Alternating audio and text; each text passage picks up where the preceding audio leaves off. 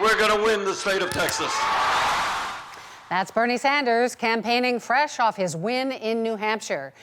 He is now #1 in the polls and raising more money than every other Democratic candidate, raking in almost $100 million so far. His lefty ideas were once considered super radical, but now Sanders being embraced by a new generation of American voters. We are here to create an economy and a government that works for all of us, not just the 1%. Bernie Sanders is having a moment. At 78 years old, the senator from Vermont is running for president again, except this time he might actually win the Democratic nomination. I believe that we will win.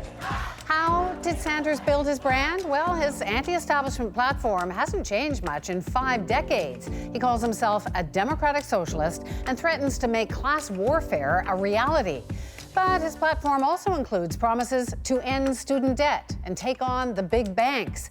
And he's using a sophisticated social media machine to run a grassroots campaign that's appealing for young voters who don't trust politicians. There is no middle ground. In June, Sanders warned supporters there is no middle ground on issues like abortion, a swipe at Joe Biden. That soon became a hashtag, including a Facebook group with custom graphics perfect for spreading the message even further. Bernie's brand also gets a boost from famous friends like The Strokes, even Cardi B. And then last month, mega podcaster Joe Rogan endorsed him. Who are you going to vote for in the primary? I think I'll probably vote for Bernie. Sanders' campaign turned that clip into a campaign ad that went viral, but also divided some of his supporters. Even Donald Trump is paying attention to Bernie's brand. Frankly, I'd rather run against Bloomberg than Bernie Sanders, because Sanders has real followers. In 2016, Trump campaigned as a different kind of Republican. And now, in 2020, Sanders is campaigning as a different kind of Democrat.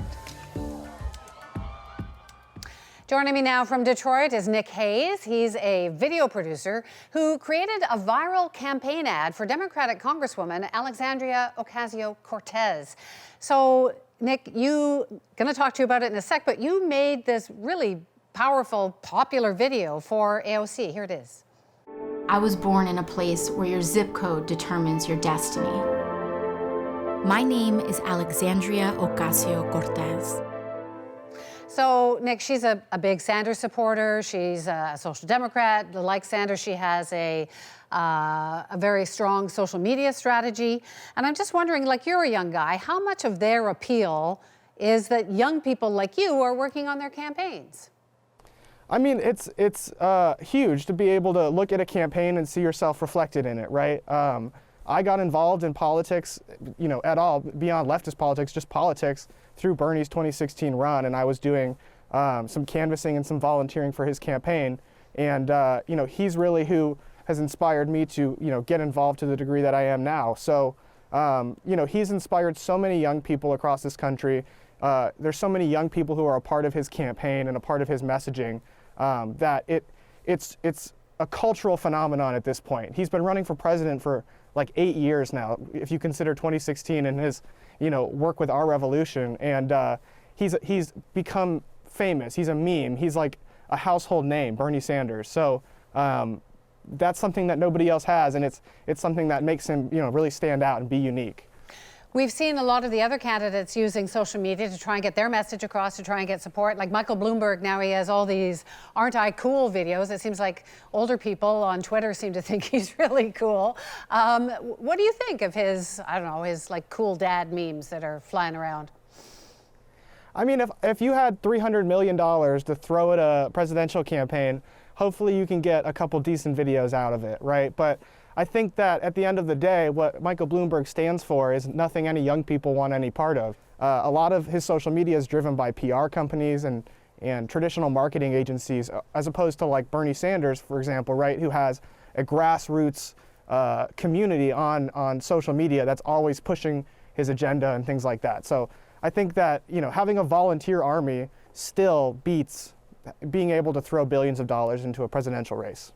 It's fascinating. You look at Donald Trump as a populist who's got all this appeal on social media, and now you've got Bernie Sanders. So who's going to win that battle? I mean, it's like you said, they're the real people leading the internet. Like, I know people who work on Bernie's social and things like that, and they tell me that on certain days he's beating the president of the United States on social media.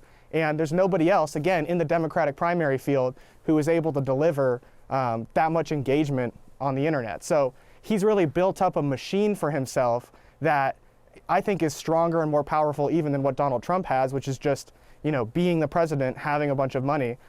So I think that the online presence is a real threat, and that's why I think we see a lot of mainstream Democrats complaining about it as though it's unfair or something, when it's exactly what we need to win the nomination, to win the presidency.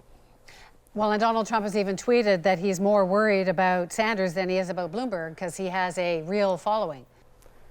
Right, and I mean, if I was Trump, I would be more scared of Bernie Sanders than Michael Bloomberg or than Pete Buttigieg.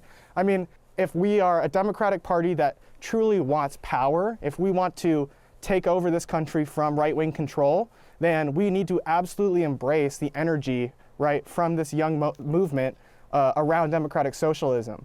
Nick Hayes, it's been great to talk to you. Thanks so much. Thank you so much. Take care.